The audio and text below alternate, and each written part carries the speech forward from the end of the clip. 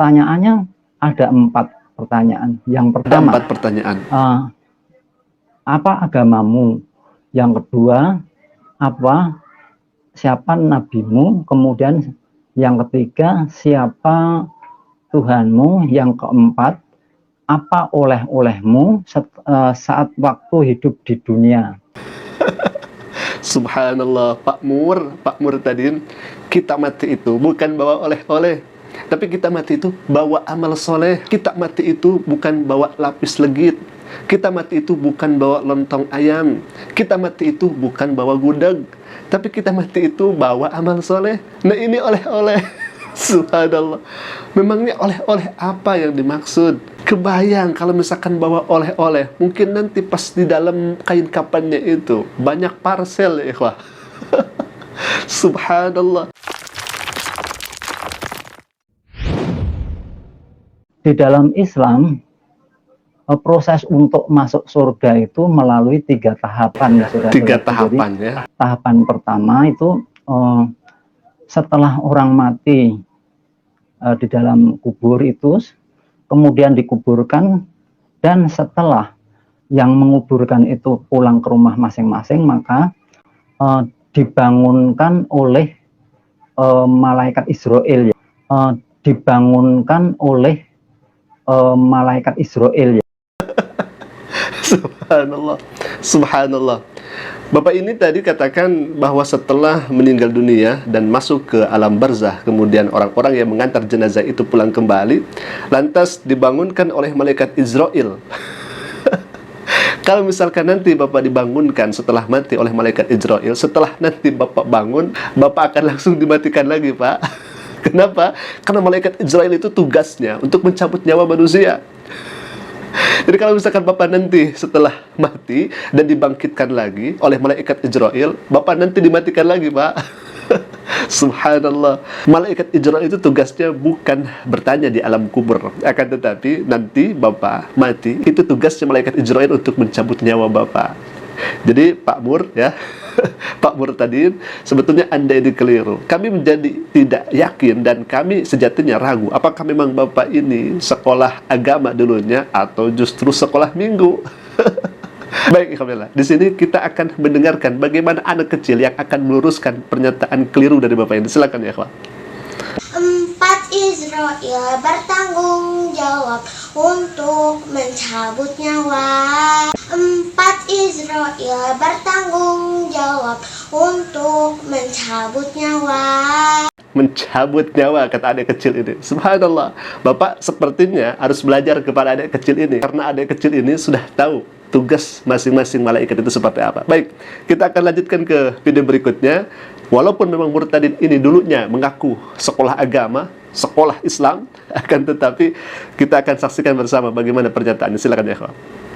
Malaikat Munkar dan Nangkir itu tugasnya, malaikat Munkar itu tugasnya untuk mencatat amal baik seseorang, kemudian malaikat Nangkir itu tugasnya untuk mencatat kejahatan seseorang pada waktu masih hidup. Nah, malaikat Munkar dan Nangkir itu kan tempatnya adanya di pundak kanan dan pundak kiri gitu ya. Subhanallah. Kata Pak Mur ini, Pak Murtadin ini, malaikat Munkar dan Nakir untuk mencatat amal baik dan amal buruk, dan posisinya duduk di sebelah kiri pundak, duduk di sebelah kanan pundak. Subhanallah. Bagaimana ke malaikat duduk di pundak kiri, duduk di pundak kanan? Itu tambah keliru.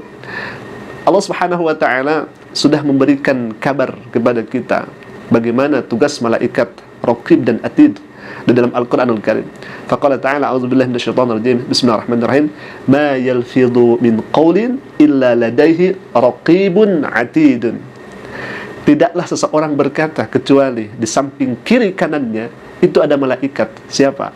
Raqib dan malaikat Atid. Bukan Munkar Nakir, Bapak Mur.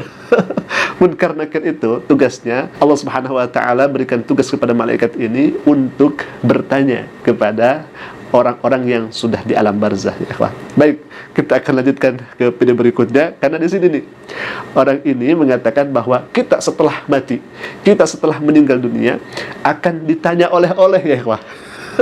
akan ditanya oleh-oleh. Kira-kira oleh-olehnya apa ya? Silakan, kita akan lihat ke videonya.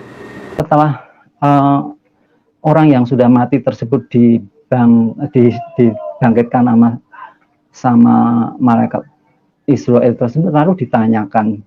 Pertanyaannya ada 4 pertanyaan. Yang pertama,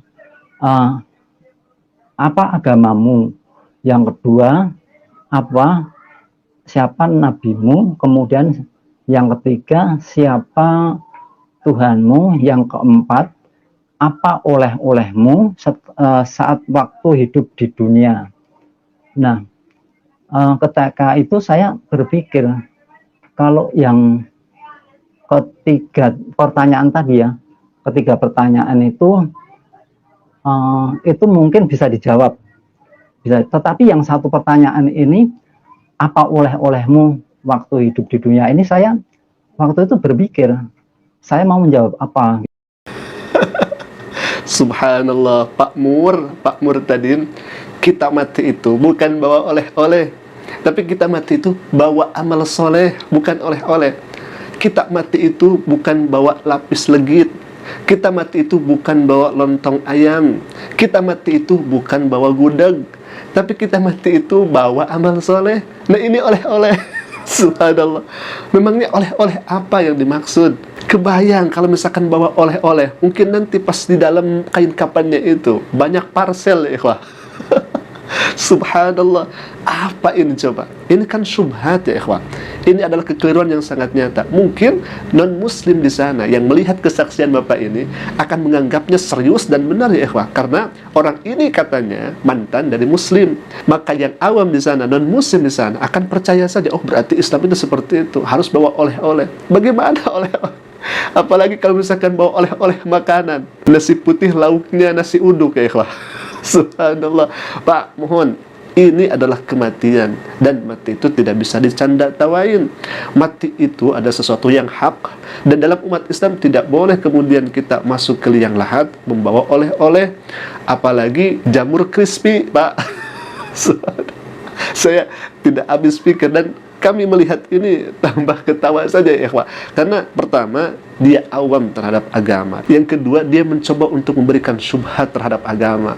Nah, jadi hemat kami tidak yakin, ya ikhwah, bahwa orang ini dulunya seorang muslim. Karena ya dari kesaksiannya, mungkin orang ini hanya mendengar saja dari orang muslim, ya, akan tetapi ditambah-tambahkannya, dan ini ada dusta-dustanya, ya ikhwah. Dan tentunya kalau misalkan Bapak ngasih oleh-oleh, berarti ada yang dikasih. Masa di sini malaikat dikasih oleh-oleh sama Bapak? Apakah malaikat di sana akan nerima? Tidak, Pak. Malaikat itu la ya'sunallah ma amarahum wa yaf'aluna ma yu'marun. Malaikat itu tidak bisa disuruh oleh manusia, tidak bisa disogok oleh manusia. Dan malaikat itu melaksanakan apa yang Allah perintah dan tidak melaksanakan apa yang Allah larang. Karena malaikat itu la ya'sunallah, tidak pernah bermaksiat, tidak pernah membangkang atas perintah Allah. Nah, ini Bapak mau kasih sogokan ke malaikatnya Allah? Tidak bisa, Pak. Jadi kalau misalkan nanti ditanya oleh malaikatnya Allah, lantas kemudian kita tidak bisa menjawabnya, konsekuensinya nanti di alam barzah Allah akan berikan siksa, dan nanti di akhirat Allah Subhanahu wa taala tambah siksaannya. Kenapa? Karena dia tidak melaksanakan amal yang Allah suruh, justru dia malah ingkar terhadap Allah, murtad dari agamanya. Na'udzubillah. Alhamdulillah, mungkin itu dulu video yang bisa kami sampaikan. Semoga video kalian bermanfaat. Aku qouli hadza, ala famili. Assalamualaikum warahmatullahi wabarakatuh.